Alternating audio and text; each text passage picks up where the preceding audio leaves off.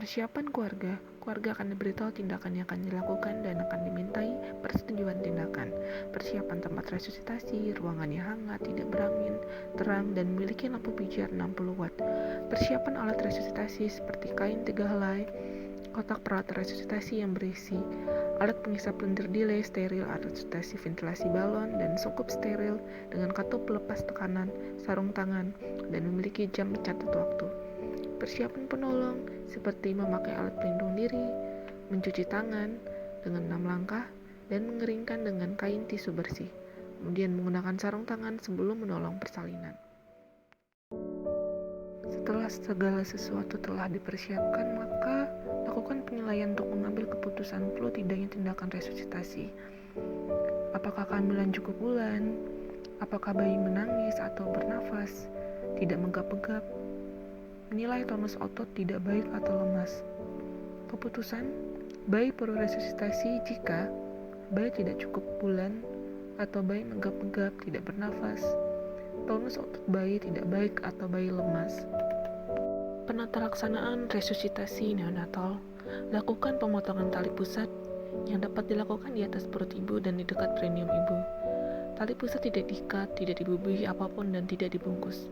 Tahap pertama, langkah awal, diselesaikan kurang atau sama dengan 30 detik. Jaga bayi tetap hangat. Letakkan bayi di atas kain pertama yang ada di atas perut ibu atau sekitar 45 cm dari perineum. Selimuti bayi dengan kain tersebut. Wajah, dada, dan perut tetap terbuka. Potong tali pusat. Pindahkan bayi yang telah diselimuti dari kain pertama hingga kain kedua yang telah kering. Jaga bayi tetap hangat. Kemudian atur posisi bayi. Baringkan bayi telentang dengan posisi kepala dekat penolong. Posisikan kepala bayi sedikit menghidu, yaitu kepala sedikit ekstensi dengan pengganjal baru. Kemudian lakukan isap lendir. Isap mulai dari mulut dulu, kemudian ke hidung, tidak lebih dari 5 cm di mulut, dan di hidung jangan melewati cuping hidung. Jangan melakukan pengisapan terlalu dalam karena dapat menekan plexus parasimpatis di orofaring, sehingga denyut jantung bayi menjadi lambat atau bayi tiba-tiba berhenti. Lakukan pengisapan saat alat pengisap ditarik keluar, tidak pada waktu memasukkan. Keringkan dan rangsangan taktil. Keringkan bayi dengan kain pertama mulai dari muka, kepala, dan bagian tubuh lainnya dengan sedikit tekanan untuk merangsang bayi mulai bernafas. Rangsangan taktil untuk merangsang bayi segala bernafas, menepuk atau menyentil telapak kaki dan menggosok punggung, perut, dada, tungkai bayi dengan telapak tangan. Ganti kain pertama yang basah dengan kain kedua yang kering di bawahnya.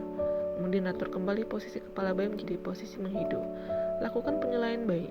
Jika bayi bernafas normal, lakukan asuhan pasca resusitasi. Tahap kedua, ventilasi. Tahap tindakan resusitasi untuk memasukkan sejumlah volume udara ke dalam paru-paru dengan tekanan positif untuk membuka alveoli paru agar bisa bernapas spontan dan teratur.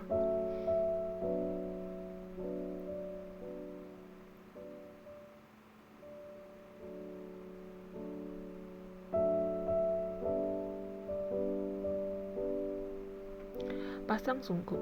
Pasang dan pegang sungkup agar menutup dagu, mulut, dan hidung.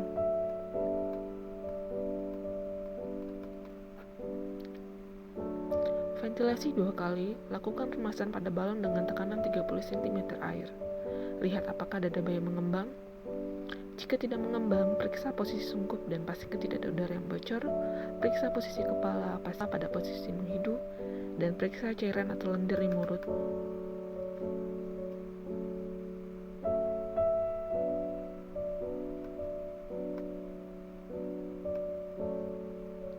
Lakukan remasan dengan tekanan 30 cm air. Jika dada mengembang, lakukan tahapan berikutnya.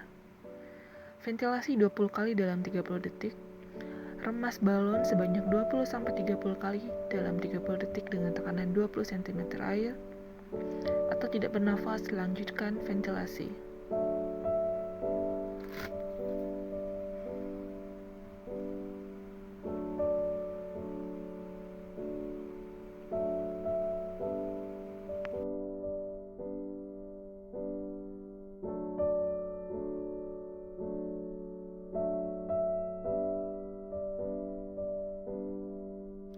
Pastikan dada mengembang setelah dilakukan remasan.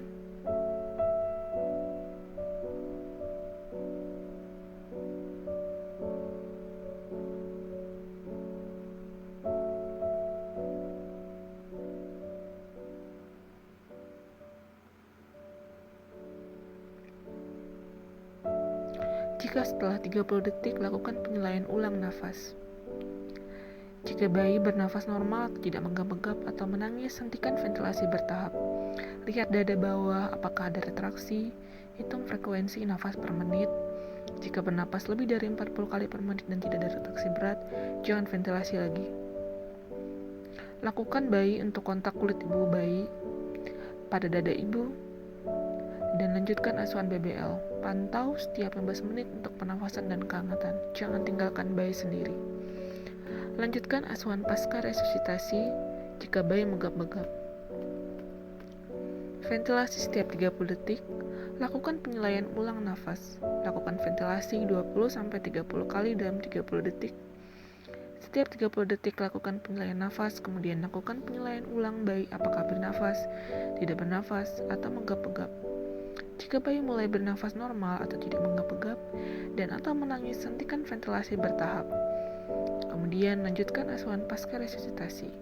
Jika bayi menggap-gap atau tidak bernafas, teruskan ventilasi 20-30 kali dalam 30 detik. Kemudian lakukan penilaian ulang nafas setiap 30 detik. Siapkan rujukan jika bayi belum bernafas spontan setelah 2 menit resusitasi. Jelaskan kepada ibu keluarga apa yang terjadi, apa dan mengapa perlu tindakan lanjutkan. Minta keluarga untuk mempersiapkan rujukan. Teruskan ventilasi selama mempersiapkan rujukan. Catat keadaan bayi pada formulir rujukan dan rekam medik persalinan. Lanjutkan ventilasi nilai ulang nafas dan nilai denyut jantung. Lakukan ventilasi 20-30 kali dan 30 detik dengan pengembangan dada yang adekuat. Setiap 30 detik nilai ulang nafas dan nilai denyut jantung. Tahap 3, asuhan pasca resusitasi. Setelah tindakan resusitasi, lakukan stabilisasi dan pemantauan khusus dalam 2 jam pertama. Asuhan yang diberikan sesuai dengan hasil resusitasi.